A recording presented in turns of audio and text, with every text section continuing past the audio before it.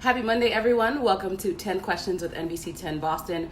I'm Kwani Lunis, and today we're going to be joined by Tynes from The Ringer. He actually just dropped a podcast today called the Cam Chronicles. So if you're a Pats fan, you know Cam Newton is now with the New England Patriots. So we get to see a little inside look as to what he learned while he was recording the podcast. During the time when he recorded it, he didn't know Cam would end up on the Patriots. So now we get to hear a little bit more about this New England quarterback. So stay tuned. We're waiting for Tyler to join the chat.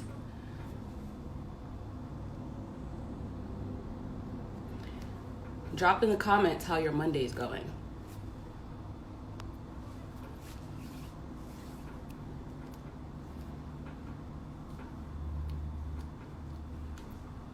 For those just tuning in, we have Tyler Tynes. He'll be joining in a few seconds, and he'll be talking to us about his podcast, the Cam Chronicles.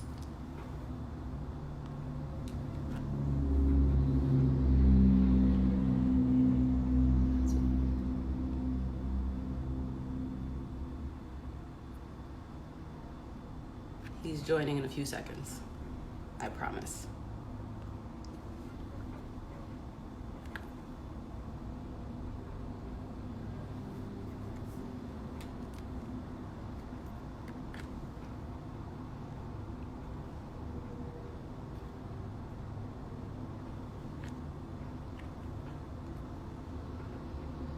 There he is.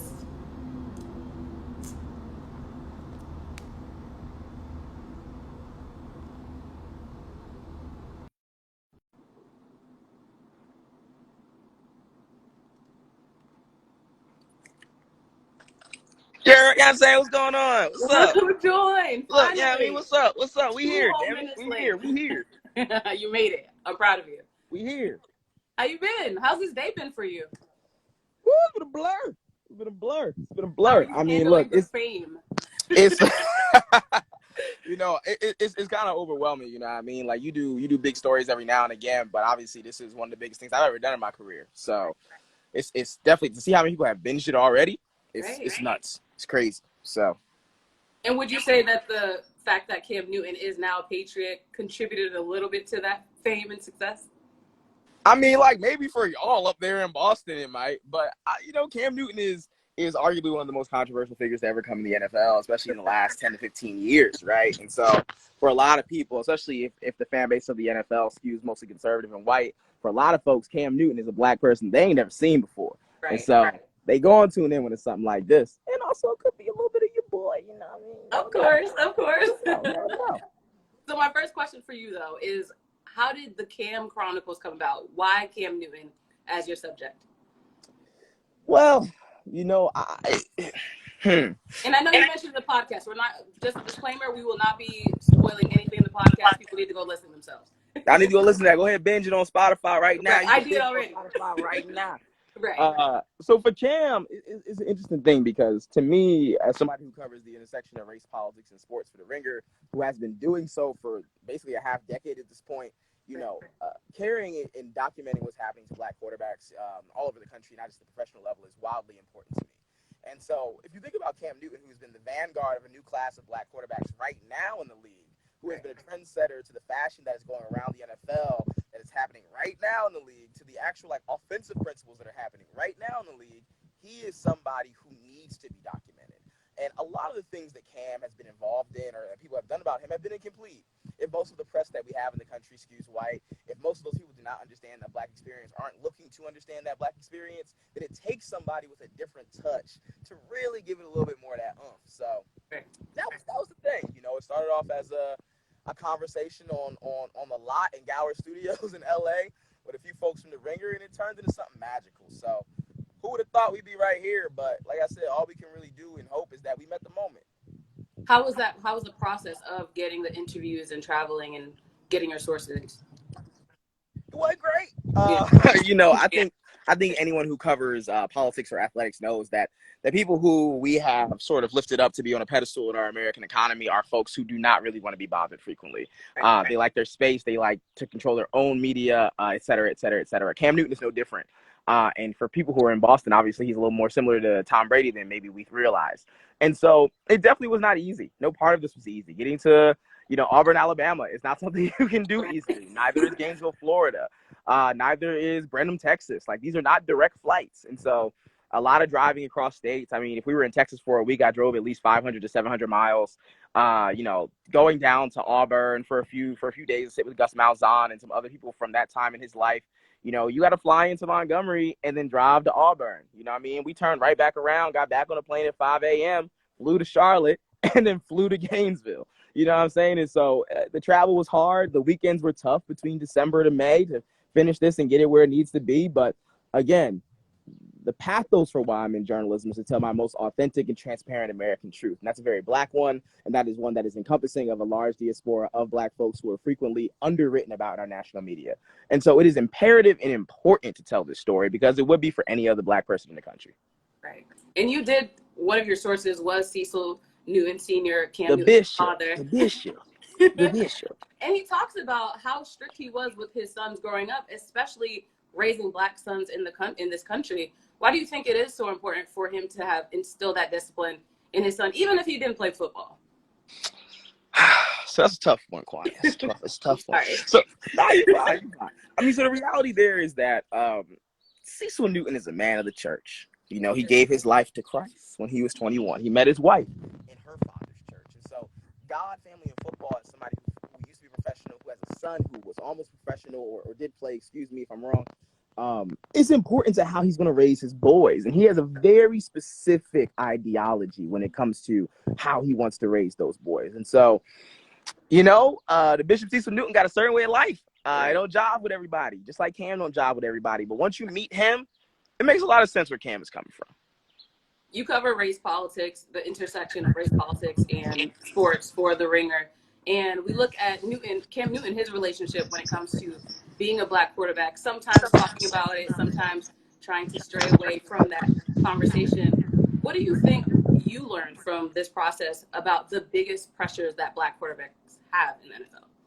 I think the thing that people sort of want from not only Black quarterbacks, but frequently Black people is that when we think about Black athletes specifically, we consider them to be, the large people on the moral scoreboard toward our rat race of equality and equity.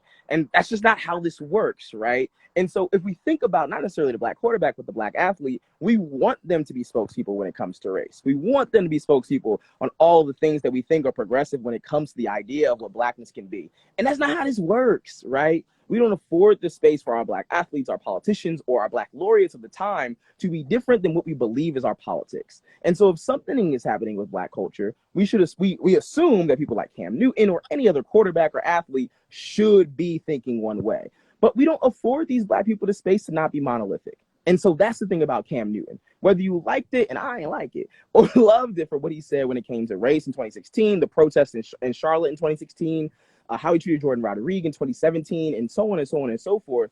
He is a man that is very similar to Cecil Newton and somebody who doesn't like to look backwards on his mistakes, but he will tell you he's made them. And so it's both unfair to assume that these Black people should be everything to us and to our major white audiences when it comes to how we consume the news. And also it's not fair to expect them to not be different people than we think they are, right? So it kind of is what it is on that one. We saw this recently with Lamar Jackson, he's the reigning NFL MVP. And yet, when he was being recruited, when he was in the 2018 Scouting Combine, they wanted him to try out as a wide receiver. We see that often. Cam Newton had that issue where he was recruited by only 3 schools to be a quarterback. Why has the NFL taken so long? And why is there just such an issue with Black quarterbacks? So the short answer is racism. But here's the long answer, right? The long answer to something like this is that we try to find different intellectual arguments for why these people are allowed to exist in different ways than the ways that we think. If Cam Newton has trained his entire life to be a quarterback, but you see somebody big and you see somebody Black and you see somebody athletic with his stature, we assume, oh my God, he'd be a great tight end. We do the same thing with LeBron James all the time. LeBron James would be a great tight end. Zion Williamson would be a great defensive end. But the reality is they're good at what they do, and we should let them do that, right? A lot of the ways in which we think about Blackness, especially when it comes from different white ideologies, is that we assume that these people should be to the left or to the right of how we think, right? You see somebody big and Black, you see somebody fast and Black, you're like, oh, you can do something else. We don't think that you should be in a thinking role, a role of authority, a role of leadership.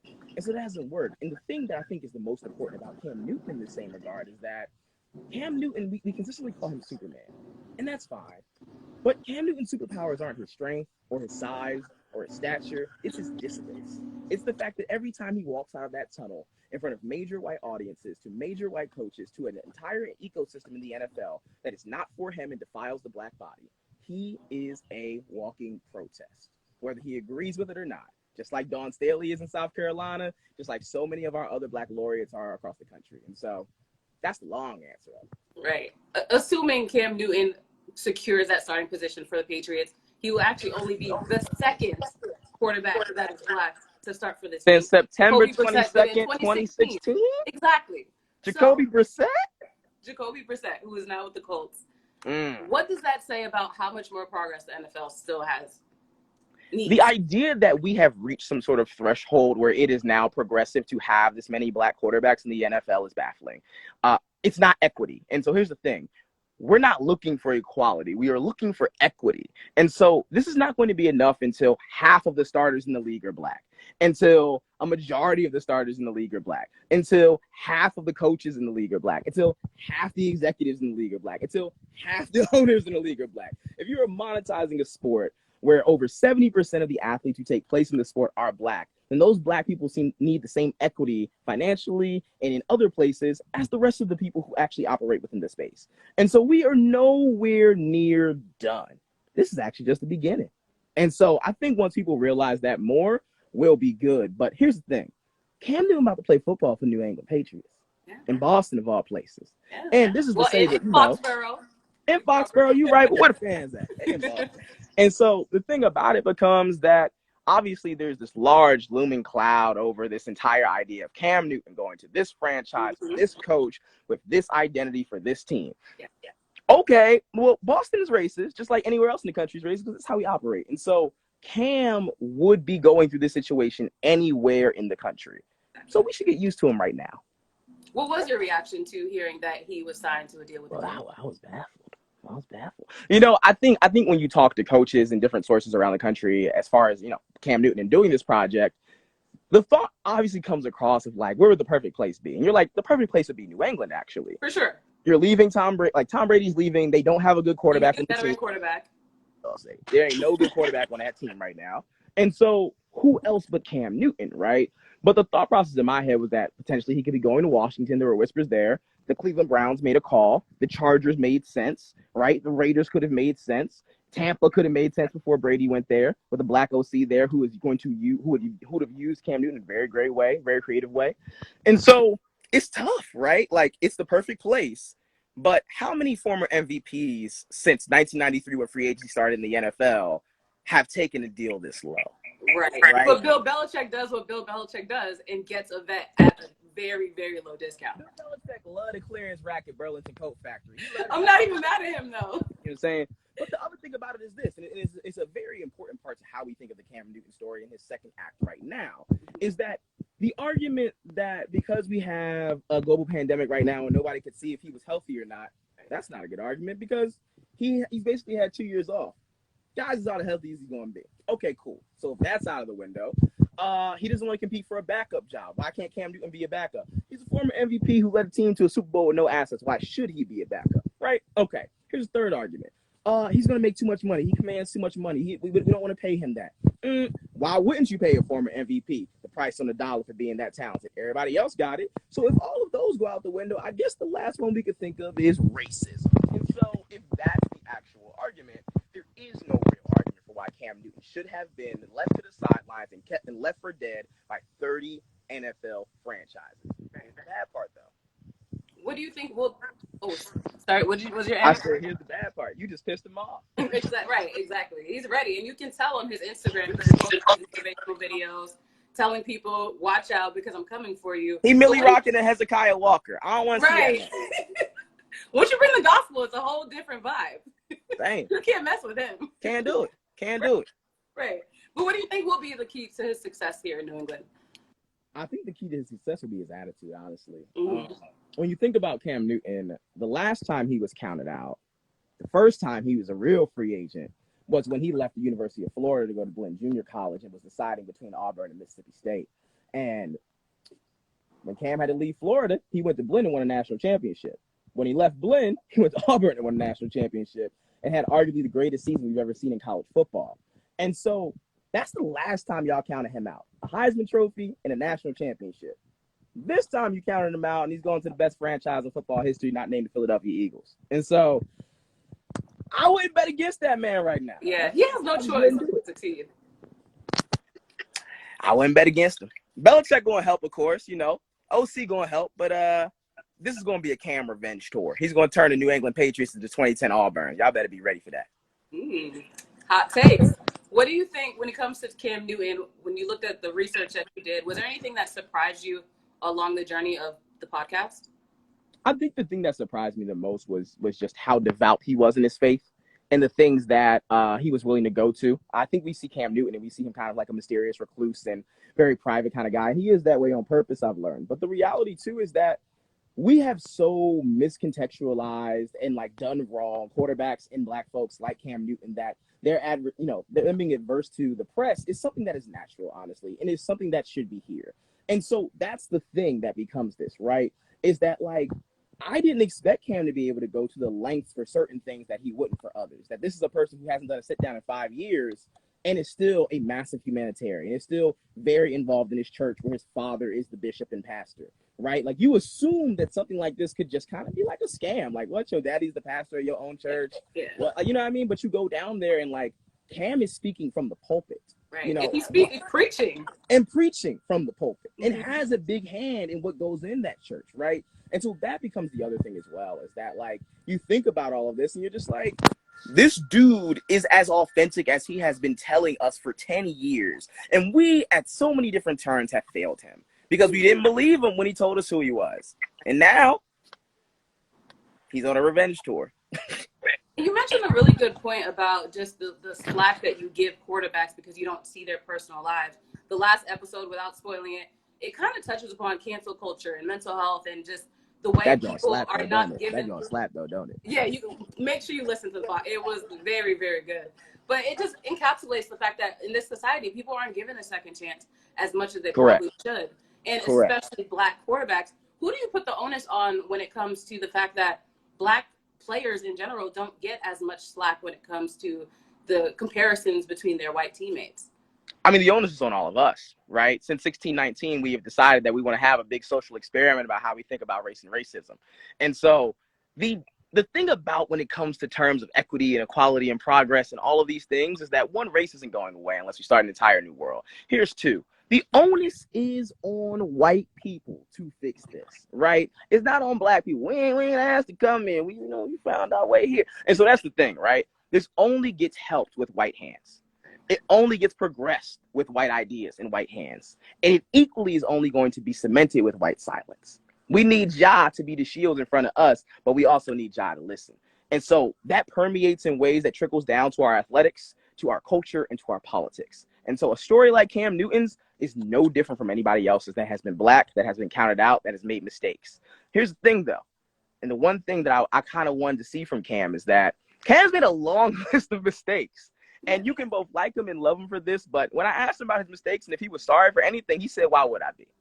Everybody know how I rock and I roll. I've made mistakes, but I'm trying to be better, and I can only move forward. And I'm paraphrasing, but yeah, you might want some contrition, but is that really the Cam Newton we've come to know? And is that the person that his father raised, like you mentioned? That's not the boy. They're unapologetic about being true to themselves. That's certainly not the boy Cecil raised. I tell you that. I think Patriots fans will definitely appreciate that. Final and most important question: where can people find the podcast? Listen. Let me tell you something. The album dropped today. Isaac Lee produced it. It's all on Spotify. All 6 episodes right now is on Spotify. Download the app. Get the app. We coming for you now. Download the joint. You know what I'm saying? And you'll hear in the first 2 minutes that it's made by a silky young boy from North Philly. So listen. On Spotify right now, the Cam Chronicles, the Ringer NFL show. 14 months of work and research went into the joint. So come on now. Y'all got to listen. Congratulations, Tynes, on your miniseries. Check it out, the Cam Chronicles. It's on Spotify for The Ringer. Thank you so much, Tyler. Appreciate you, family. I see you. Alrighty.